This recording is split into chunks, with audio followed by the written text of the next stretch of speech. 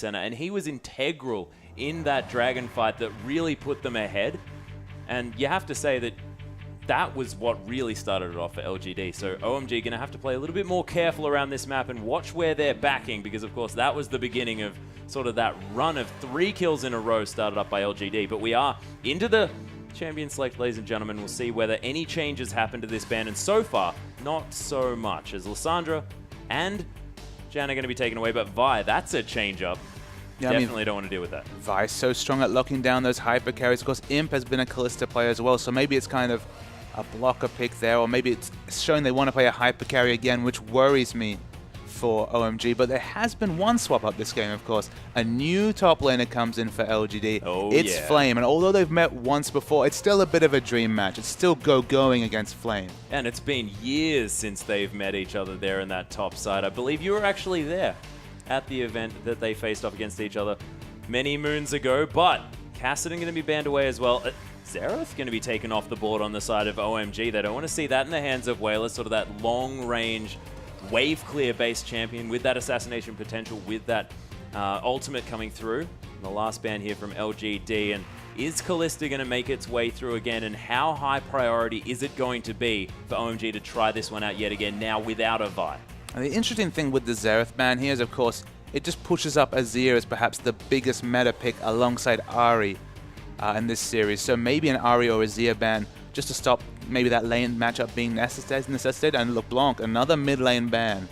You have to think, if OMG can just lock in Cool's Ahri, of course, his trademark champion, you have to really start going to the deeper parts of Wayless's champion pool to deal with Ahri in this situation. Yeah, well, that is a very good point, because there's a lot of mid lane bans here. Cool hovering over that Ahri, and we might have to see yet another bird in that mid lane. Of course, Wayless was talking about the fact that, you know, this was to do something with the fact that he hadn't practiced up that many other champions. Everything else was banned. Has played Lissandra in the mid lane, Xerath as well, LeBlanc, Kassadin. These are Wayless champions. Flame now gonna just insta-lock that Rumble, and it's just going to be Acorn all over again. He's going to do his best Acorn impression. Of course, with some of the bans coming through, we saw actually OMG banning out this champion twice, but Rek'Sai's fallen through the bans and picks. I don't like the idea of a Nivea, just because against LeBlanc, you know, you can catch her when she's going in with her Mimic, with her Distortion. You can pick her up in trades, but there's so much mobility on this Ahri, the newly buffed Ahri. It's very hard to lock her down with CC. Still some picks available. If I was a betting man, this is a optimistic bet. How often have we seen Wayless go for those flare picks? Go for the Zed against Dade, for example. Ooh, yeah. Try something crazy. So I wouldn't be surprised to see him pick up the Azir here and try and do this matchup justice. Of course, you could go more defensively, maybe an Orianna or one of those other choices, but not the flare that Wayless is known for as the picks start to come through.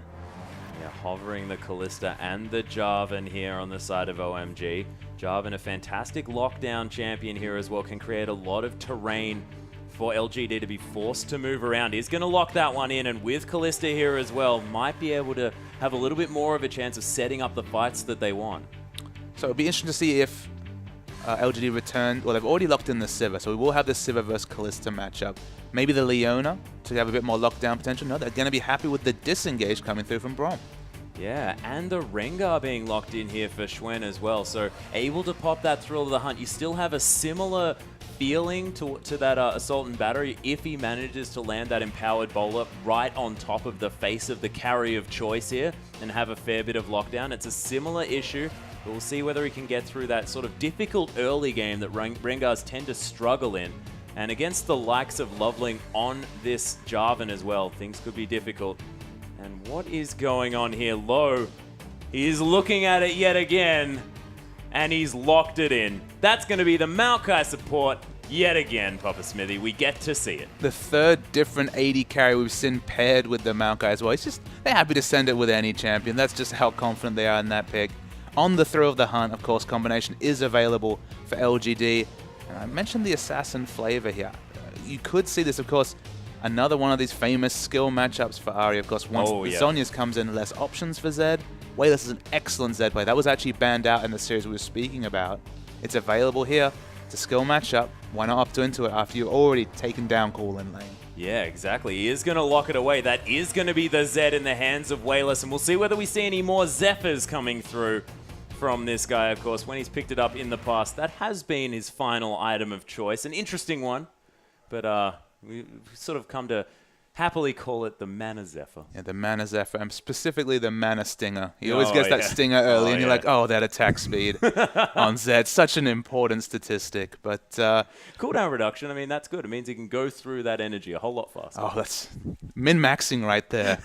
But the draft's a lot better from OMG here, even with the shenanigans of the Maokai support. You can look at their comp and say, okay, we've got Dive, and we've got Dive buddies. We do have Maokai going into the front with the Java, and of course it's going to be a support Maokai, not going to be the super tank Maokai, but there's going to be a front line that Maokai's ultimate works with. They've gone for the Kalista again. They don't have that much peel for Kalista, so of course that could be an issue. Only the single target peel coming out from the Maokai, and the rest of the champions are all about going in, but such a strong front line. They finally get the Aurelia coming out, because Aurelia was banned in the first series. Gogoing has been at his strongest in the LPL on the Aurelia. It was kind of trivialized last game because of the comp, but he's going to have to show a lot more this season. I really want to see Gogoing and Loveling put their best foot forward after being trivialized in the last game. Yeah, and Gogoing as well now on this sort of classic split pusher, more of a carry-style champion as well. This is what we expect coming out from Gogoing, and he's going to be far more comfortable now on this Aurelia, able to make big plays, able to be this massive champion that not many people will be able to go up against in that late game, and an answer for Wayless' split push on this Zed. I mean, the crazy thing is there's trademarks across the board. You have to say Lowe's new to the lineup. Maokai might be his trademark. Gogoing's Aurelia. Cool's Aria. I mean, you can't speak much bigger than that. There's hype across the board from OMG, but they need to win this game. Oh, yeah. So let's see if they can as we hop onto the Rift.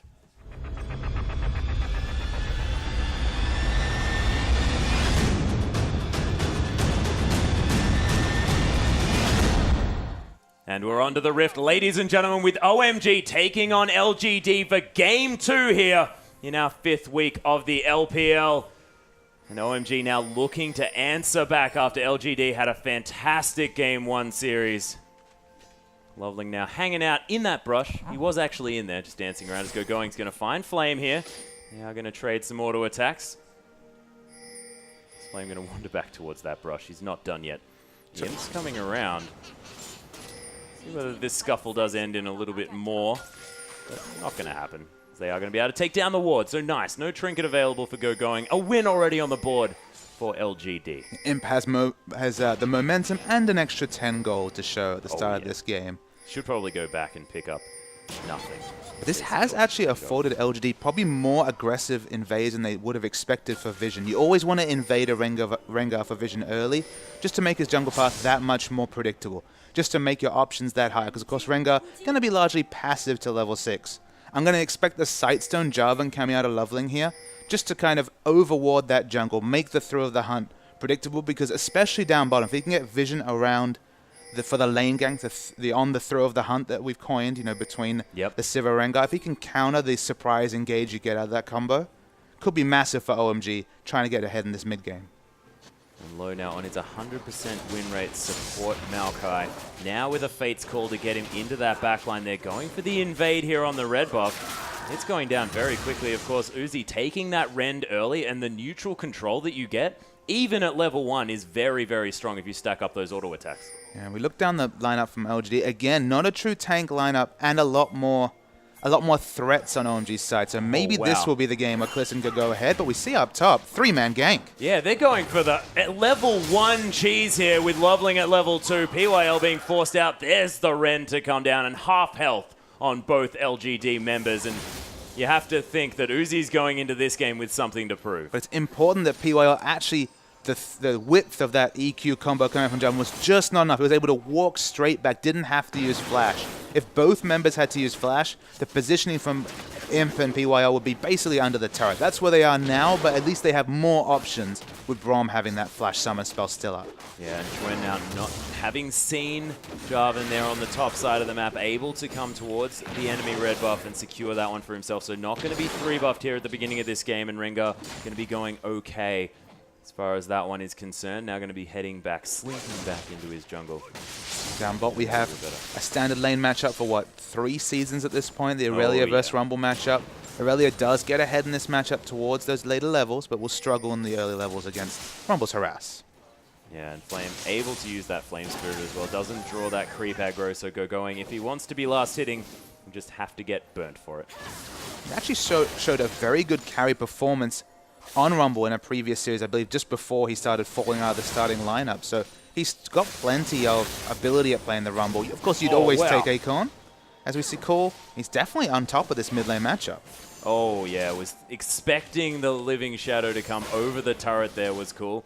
Looking to try and pick up the last Orb of Deception, and maybe would have even gone in with the Ignite had he landed it, but not going to be happening this time. But Cool, beautiful play so far on this Ahri. 6 CS ahead, but every potion already used from Wayless. And although it's a skill matchup, I'd actually slide it further in Ahri's advantage in the mid lane, just because with that extra mobility from the Q, so much harder to hit Shuriken harass. Gogoing's taking a lot of damage though in the bot. Yeah, Flame actually silencing himself, forcing the flash out of Gogoing.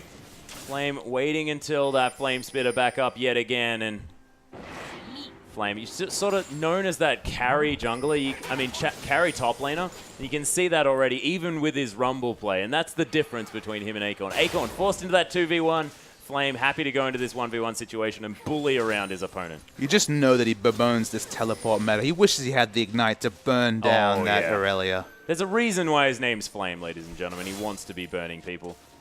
And Rumble's a good way to do it. It's the first flavor. Doesn't quite have the summoner to add to the name. Yeah, not quite there. Schwen actually looking for a dive here onto Gogoing. The classic technique of just dive Gogoing at every stage. But they are going to realize that Equilibrium Strike is there. And is a relevant danger. Loveling now waiting in this brush, of course. The Empower is there. Does use it on the Q here to get as much damage down as possible. Loveling takes more than half of his health from Schwen.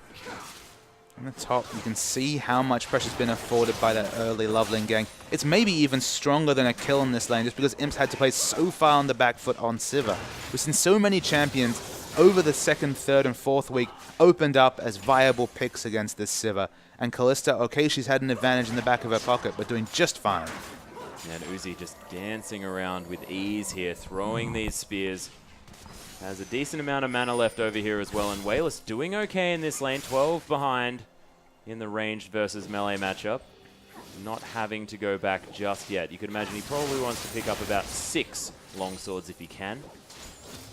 He'll find something for them. He'll work it into his build path. Yep, somehow. A Hex Drinker, Brutalizer, Ravenous Hydra, Blade of the Ruin King. He's got options. He's got options. Does Longsword build into Zephyr? No, I don't believe it does. Very sad. Very sad. If only they built the build path of Longsword into Pickaxe. One day, Papa Smithy will get there. Harass continues in the top lane. Going for all the pressure being put out from Flame. Doing just fine in CS. Keeping up. Didn't actually have enough gold to buy a Sheen, so his first item buy, the AP, the amp time especially, very underwhelming. Yeah, it's going to help that Equilibrium Strike do a little bit more poke. Probably going to be maxing that one out in this lane. So not doing nothing, but you're right. It's underwhelming at this stage. You don't have to defend the amp time. It's like I'm just defending Gogoing. You know, he had a rough game. He's a big, strong, game. independent top laner. The captain, the shot caller of this team. The shot caller of one of the top teams in China. I'm sure he'll be okay at this. They have actually evened up in that farm there as well, despite the attention that Schwen had paid to that lane. Is he going to continue clearing out these minions as well? Loveling going to spot Wayless there, who just hits the Scuttle Crab. He's defenseless, Wayless. That's very rude. And not too much to go on thus far in this game. OMG are ahead by a bit of gold, but it's just in the farm and largely in that mid lane here as well. I mean, it makes sense for OMG to have a gold lead. Of course, they are against a Rengar jungle. Rengar's been probably just as effective on the map compared to Loveling, apart from that very early level 2 gank. So to come out with a level 6 ganking jungler, which of course you'd almost always label Rengar level 6 champion, barring Dandy's hands, especially when he was on Samsung White, they'll take a small disadvantage for just letting Rengar, babying him towards that level 6. And Flame able to build up that Seeker's arm guard here in the bottom lane. Oh, Wayless going to dodge out of the way of all of the damage from that Q from Cool. Nicely played. There's the ultimate to come through, though. The Ignite's down already as Cool looks for the charm, doesn't find it as Wayless going to use that death mark. Oh, flashes out of the last tick of damage. The flash! And Cool picks up first blood. as Loveling just wanders through and gives him a clap. What wonderful 1v1 play there in the mid lane. Insane 1v1 coming out from Cool. I thought for sure he'd have to deal with just walking away, forcing him back, but flashes in aggressively. There's a reason why Cool and Ari are so intertwined, but Twen, he spoils the party. Yeah, and yeah, the thrill of the hunt. Level 6 jungler, it's going to happen. I think Cool might have been shopping there, I'm going to be real. Oh dear. Oh, thank goodness our cameraman didn't see. And we'll just say that it was an outplay. Definitely. We'll remember it that way. Nicely done, though. So evening it up there just a little bit to LGD, but this mid lane matchup definitely still going to be in favor of Cool, of course, with that first blood gold. Equalizer going to be used on this wave here, actually trying to get some extra damage down onto Going, but unable to do so. His flash just available yet again. Cool's actually spent all of his gold. Of course, he wasn't close enough to this large rod to double down on rushing this Zhonya. Going for the very early Fiendish Codex. Going to have to rely on the outplay to take the 1v1, but LGD, they're going for Dragon, but it was reset. Does reset, goes back into that pit. That does mean that there's not going to be any vision of it for OMG, and the early Dragon this game going into the hands of LGD. It's a nice rotation coming through. They realized that Kalista hadn't shown in that bottom lane. Going was still there, actually going for the very aggressive trades with Flame. Don't think he has the damage to finish this out. Yeah, and look at that damage coming through from the Equilibrium Strike as well. Really making sure that Flame takes as much as he possibly can whilst he's slowed down there. Making the most of his amp tone. Oh, making the most of that amp tone. And I'm not just defending that yet again, but it is doing some work. Video games. Beautiful. Is OMG going to clear out a couple of wards here as well? Bottom lane's resetting towards this bottom side of the map. OMG going to be pretty upset that they didn't do that a little bit sooner so as to have that man advantage for that Dragon. It is going to be another 6 minutes until that one is available again, as Loveling going to start off this red buff and look to gank some more. Our top lane is going to meet each other towards that top side of the map. Things all going right in the world for them, as they're not going to have this upside down situation. I'll reiterate my point from the first draft phase, is that Ari on blue side is one of the scariest picks you can give away in the draft. You have to really ban it on the red, especially against OMG, with that proficiency of Cool on the champion. Even with the little tweaks, the champion, the mechanics to play are basically identical. Obviously a little bit more strategic play with the Q to dodge skill shots. I mean, Cool is an old school Ari player.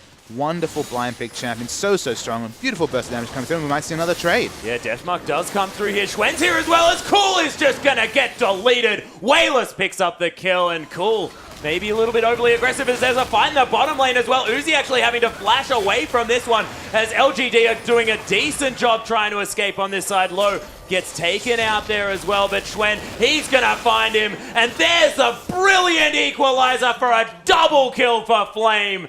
And we thought Acorn was the Rumble God. Flame is definitely doing it some justice as well. Acorn, eat your heart out. That's what Flame's thinking right now with the wonderful double kill. But OMG, their shot calling has been fairly shocking this series. There was no need to go for that overly aggressive dive. They'd just seen their mid laner fall, so they knew that Rengar and Zed were in transition. They fall. They're going to lose this bottom turret, or at least most of their health on it, instantly in that trade. And all their hard work, all that early game, is kind of undone.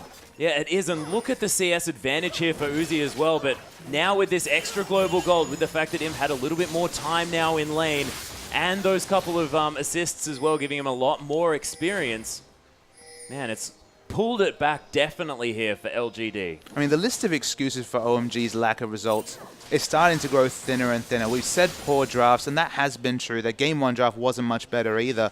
But their draft here is strong, and their play in the early levels was smart, but this hole they find themselves in, 1,200 gold and a Dragon down, it's one of their own making. It is, but Cool is going to take down OMG's favorite turret, the outer in the mid lane. They are going to be able to start getting that very forward vision if they would like to. Of course, now behind just a little bit, but it's only 400 gold. Loveling's going to find Flame taking down these Gromps, and the Cataclysm, you're not going to be able to flash out of it when you've just used your flash. Cool going to pick up the kill. Yeah, aggressive laning from Cool. He has the wave clear advantage against Zed, so it's an excellent roam. Picks up another kill, but no objective to pick up from that pick. That's what OMG need to double down upon. They cannot let themselves get into a vision hole against a Rengar jungle. Schwen has been so on the mark with the thrill of the hunt. 2 use of that ult, 2 kills. This Rengar is getting scary. Yeah, and this is something that we haven't seen. Of course, Rengar has seen sort of very mixed results in the LPL, but now 1-0 and 2, we might be able to see this Rengar with a lot of power coming into this mid-game. And PYL going to be warding up the enemy jungle here as well. And PYL on the Braum. Haven't seen this one coming out as Loveling. Possibly going to get spotted going through his jungle. Imp's going to wander through as well. And nice play coming from Loveling. Not going to go too aggressive. It is smart of them to back away there. But they've got a doubled Sightstone situation here. We expected Loveling to pick up that Sightstone. He's done it, of course, before he's even finished his jungle item. But the whole point of the double Sightstone is to get the aggressive wards in to stop the Rengar ultimates from being effective. The first 2 have been super successful. And the Kalista, of course, Low is, of course, going to want to stay near Uzi to open up the potential of that Fate's Call, to open up the potential of Kalista's W. The result is they've got no aggressive wards down in LGD's jungle, so they're kind of wasting the usefulness of that double Sightstone. Okay, they do spot out Chen at his red buff. That's 1 ward, but this should be an over-warded LGD jungle, and it's certainly a long, long way away from that. Oh yeah, as you can see, the pink ward's still alive here, but here's the fight in the top side. The equalizer going to come down, going, taking a lot of damage from a Silence Flame, and Schwen, he's going to come in. Doesn't quite have the Fury, but there it is. Wayless just comes in from the backside, and the flash out from Schwen as Cool comes in. The charm doesn't quite land, but Schwen, you are definitely dead, and the answering kill, the 1-for-1 in the end for OMG. So what is happening with these wards? They're not being used aggressively. Okay, another cornerstone of OMG's gameplay is to ward defensively for going, but 3 men come into his lane because they haven't even used those wards defensively. Why are they investing so much gold into double Sightstones if this map is so underwarded for OMG? Yeah, Cool does pick up an extra kill for it, but you're exactly right. It's uncharacteristic of OMG's play just generally to make these reckless plays. It's just, again, they're not paying towards the comp they've picked or even the items they built. Okay, if we saw the Warrior Rush coming out of Loveling, if he was doubling down on damage and trying to duel this Rengar in his jungle, sure, I can understand. But he's already committed the 800 gold for the Sightstone. They need to make value of that either offensively or defensively, and they haven't. Now, LGD going to start up this Dragon. Full vision now available for OMG. They're all collapsing on it. I don't think this is going to be free this time for LGD, as it is going down very, very low. Are going to be able to secure it here, and they're going to use the ultimate from PYL in order to just disengage. Winter's Bite comes in as well, and LGD with a free Dragon. LGD, again, against double Sightstone, picking up 2 dragons. They have the Sivir here, so of course they have the disengage and engage options with on the hunt. So they're really snowballed in terms of objectives. For them to have the 2 dragons is a big bonus for LGD because they would not expect that given the item pickups. Yeah, we'll see whether Uzi can make this difference in the late game as we see him here taking this red buff. Rend is stacking a lot onto that one as Uzi's going to be able to pick that one up by pressing E, but without a Vi, could this Kalista really be what OMG need in the end of this game, in the later stages? I mean, obviously the big thorn in her side is going to be the Zed. Wayless 2-1, doing just fine. But he's, in this particular moment, in a lot of trouble. Yeah, actually gets Arcane smashed out of the way of the charm, which is quite unfortunate. The Exhauster comes through, and Wayless trying to do the best that he can to get a follow-up, but doesn't quite get there. Going. Takes an Equalizer here as well, flashing out of the way of that Empowered Bowler. And Flame looking for him. He gets slowed down. PYL's here as well. He tries to teleport, but doesn't manage it, and Schwen picks up the kill. He loses both summoners there. The one thing you can say is that Wayless kept onto his flash when he died in the bottom side. The answering kill gets 2 summoners out of going. Suddenly the split push is looking so much less effective because he's going to have to either have an overwarded jungle or just to play really defensively with both summoners down.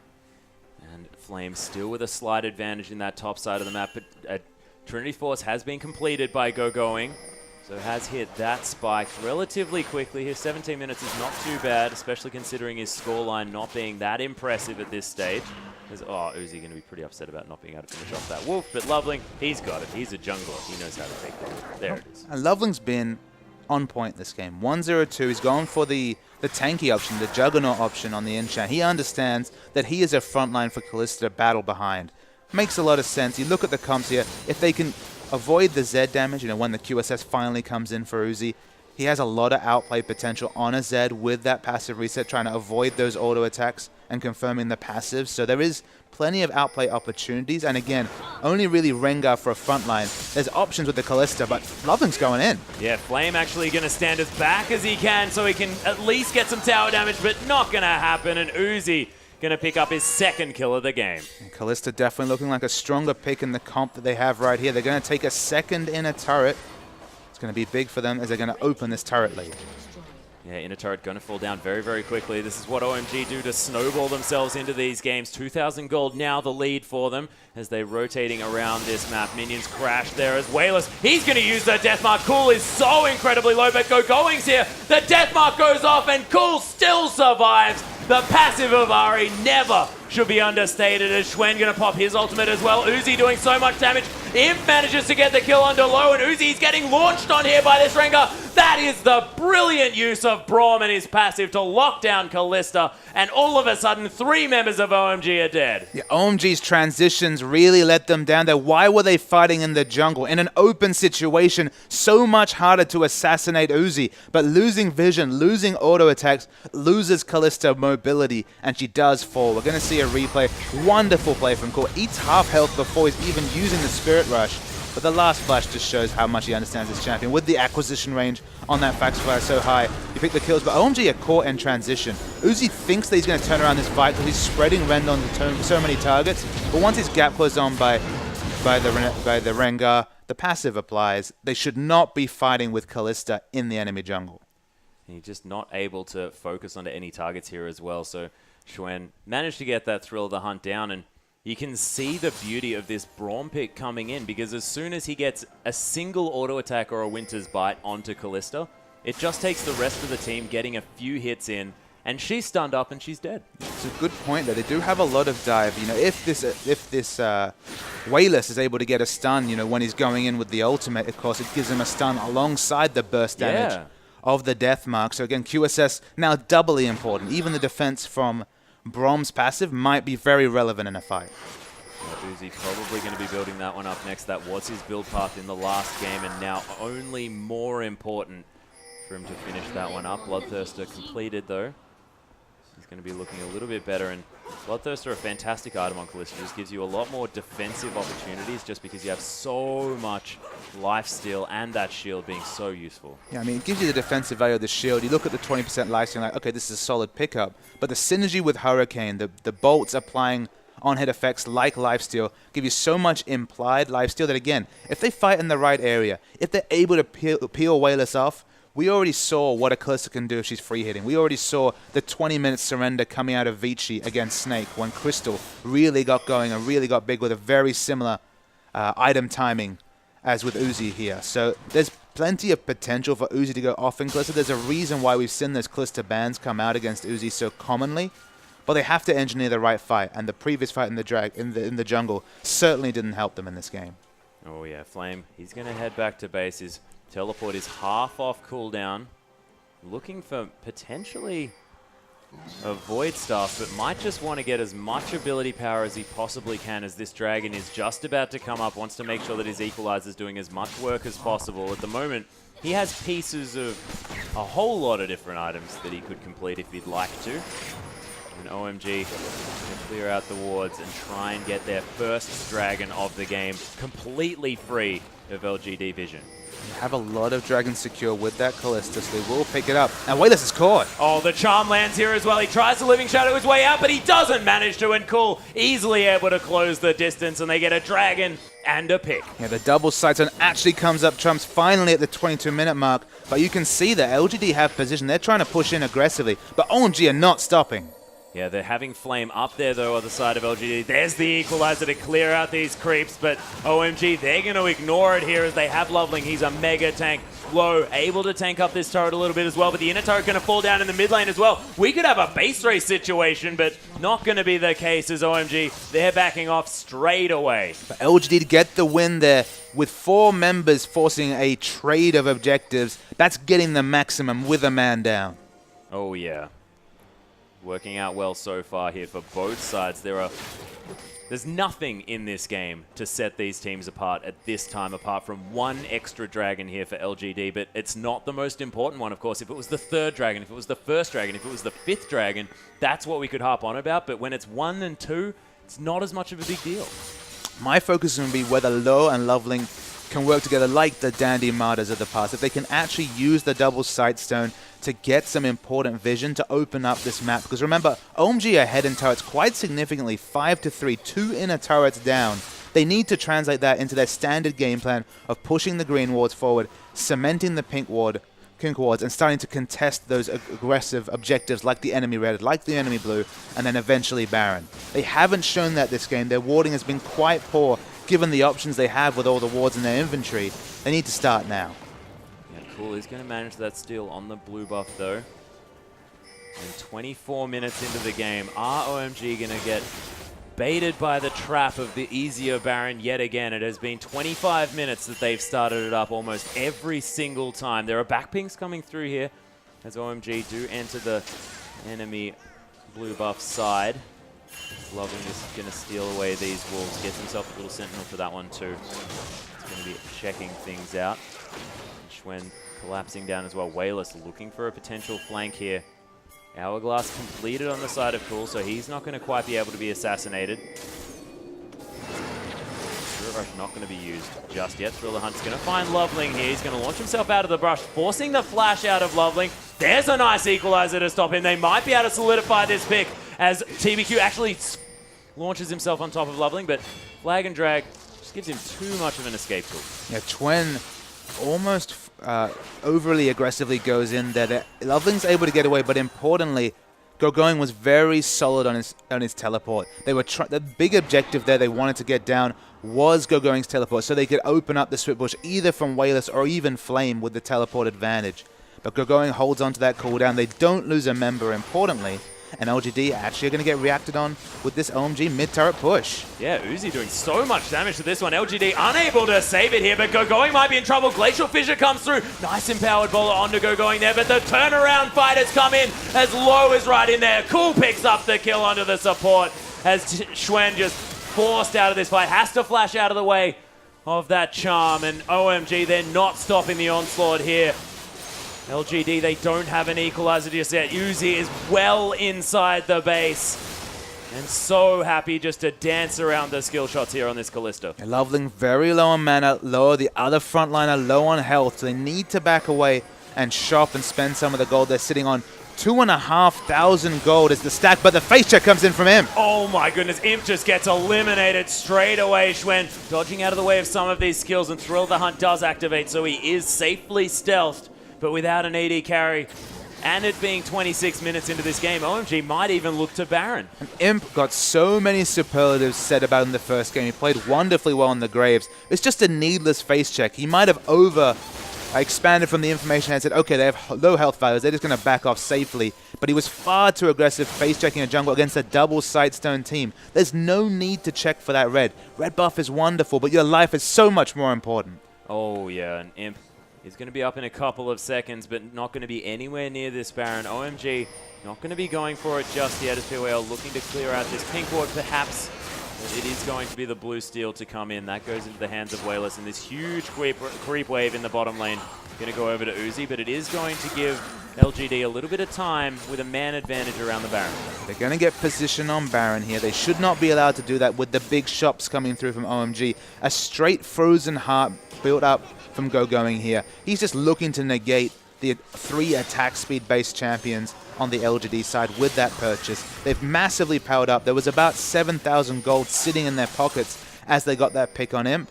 So the first thing they need to do, the first order of business, start to get that exclusive Baron vision. Yep, and Uzi has actually picked up that Last Whisper as well as the QSS here as well. He is very, very strong on this Kalista. The scoreline looking a whole lot better for him this game as well, 3-2-1. And only really Braum has the potential to blow that QSS fast here before the deathmark damage comes in. They're going to need to get a really fortuitous engage. And Twen, he's propped the ult. He has Thrill of the Hunt is coming through. They're looking for Cool, but they land onto Loveling here. The charm lands onto Schwen, and he's going down so low. Low's right in there as well, but that equalizer was stunning, and Loveling's going to get melted. Uzi still alive in this backline. Low going incredibly low. Uzi's going to get the kill onto Wayless, and look at the Hurricane clean up this fight. Uzi shows us why he picked Kalista, a quadra kill. Wonderful play, and for once, Uzi isn't focused out, still has his QSS available, didn't even have to use it, and that's the power of the Kalista pick shown in one fight.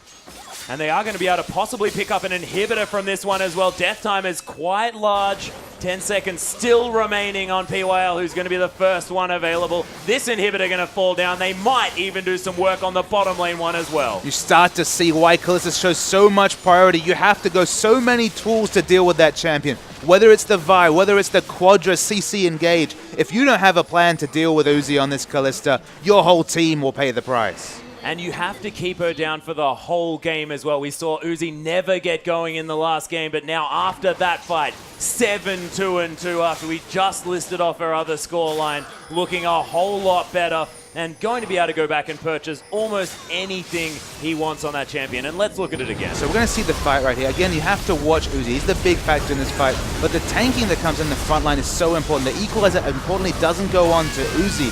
He doesn't start doing orders till very late in this fight, but look how low health the members are, and crucially, Chwen was the one super chunked out by the first charm. And you just see the result. He hops around happily like a rabbit and gets quadra kill. Easily done, but Schwen actually going to steal away this Baron as well. The Cataclysm comes in. There's the Fate's Call to get Low out of trouble. Schwen in a lot of trouble as well. Oh my gosh, all of the members die on the side of LGD. Uzi still standing. He hadn't even gone back to base yet, and OMG, they get the ace. Yeah, they get the ace, and I think this is going to be the end of this game. Pops the QSS. That's actually the surrender coming through. And so fast things change. Everyone flashing towards that base as well. OMG hungry for that victory. It's the second time we've seen this type of story coming through. Of course, OMG lose the first game in a series and then come back with so much prowess and so much hunger for victory, and that was no different. And no champion has caused so many spontaneous surrenders as Kalista. When those fights happen, you realize, crap, our initiation or our Kalista killing plan doesn't work. Specifically, when the QSS came through and all those damage items were completed on Uzi, there's just no way to win those fights. You're done. Yep, just wasn't available. And let's have a look at a replay to see just how OMG did this against LGD. So we're going to start. It's going to be the fight that we just replayed, but it's an excellent one to just demonstrate how strong this Kalista pick is. So we roll the tape. The game's pretty even at this point. Chwen goes and initiates, but importantly eats the charm, and now he's chunked out. Remember, he's one of the frontliners that needs to be dealing with Uzi. Uzi's not even on the map at this point. He's avoided all this damage. He's in the backline as the frontline of OMG stands strong. And you think with Go going forward it's going to be a big deal, but this is basically a 1v4 quadra kill. Let's be real. So much AoE damage coming out. Hops along, gets a quadra kill. And that's the thing about Kalista. If she's unchecked, if all your CCs are down, if your tanky members aren't at the point where they can ignore her damage, and if you stay grouped, we've seen so many games where a single tank with 400 armor can sit on Kalista and she can't spread that damage, and she's irrelevant. But when you have low health members, no CC available, not itemizing towards those really tanky stats, the quadra kill looks so easy. Yeah, it's very easy for Uzi, but Cool managed to land back-to-back charms in that fight as well. Schwen, as soon as he was coming through, gets charmed. Wayless manages to land the death mark, tries to get out, gets charmed. And Cool has to get a mention in that fight, in that game as well, because his Ari was fantastic. But overall, you have to say, we understand now why the bans are coming through on top of this Kalista. But that is going to be the end of this series. There is still one more tonight, guys. Vici versus M3 coming up very soon.